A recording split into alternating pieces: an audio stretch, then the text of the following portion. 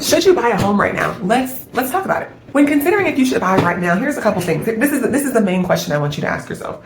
Do you want to purchase a home as a buyer when you have more leverage, or do you want to be in a multiple offer market? So here's the 7 things I want you to consider when you are thinking about whether or not to wait.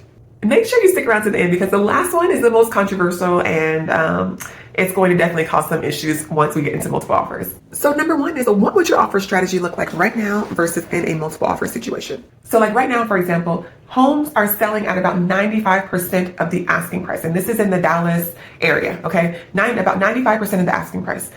In a multiple offer market situation, that cost is over 100% because people are having to go way over asking price to get a home. All right, so the next one is the appraisal gap, okay? Okay, so what is an appraisal gap? The appraisal gap is the difference between the value of the home versus what you offered to pay on the home. So let's say, for example, the value is $475. Let's say it was listed at $475. And you came in and you said, because of multiple offers, you said, I'll pay $500,000 for this house. Well, that $25,000, if the home doesn't appraise for $500,000, you will have to bring that additional $25,000 to the closing table. Number 3 can cause a lot of stress.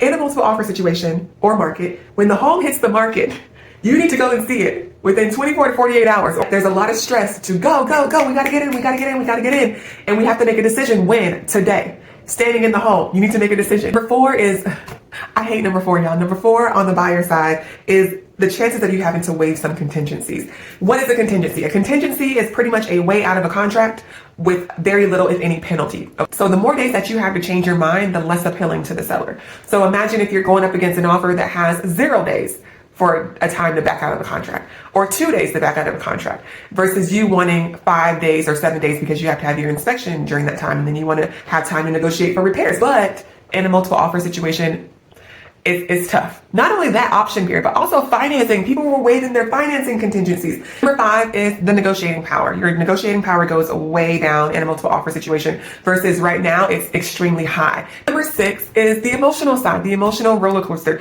When you are in a multiple offer situation, having to bid on multiple houses because you just want one, and you may, see a few that you like, and this one doesn't accept your offer and that one doesn't accept your offer. Jumping those hurdles can be very, very emotionally draining, especially when you find a house that you really, really want. It's a lot of pressure trying to figure out how much to go over asking price. You don't know what the other offers are for, and then now you have to go and fall in love with another house. And number 7, number 7 is the buyer's agent's commission. This is going to be very stressful in a multiple offer situation for buyer's agents, because the most appealing offers will be with the seller paying no buyer's agent's commission, which means that may be an expense that you have to calculate in. It can be at some points 3%, it could be 2%, it could be 1%, but you, the buyer, will have to take on that responsibility in order to beat out other offers. So now it's your choice. Do you want to come to the closing table with a lot of money because you can, and you want that lower monthly payment because of lower interest rates? Or do you want to be the buyer that comes to the closing table with very little cash and a little bit of a higher monthly payment, in the hopes of refinancing later? If you're okay with the higher monthly payment, with paying less money down, now would be the time to purchase a property.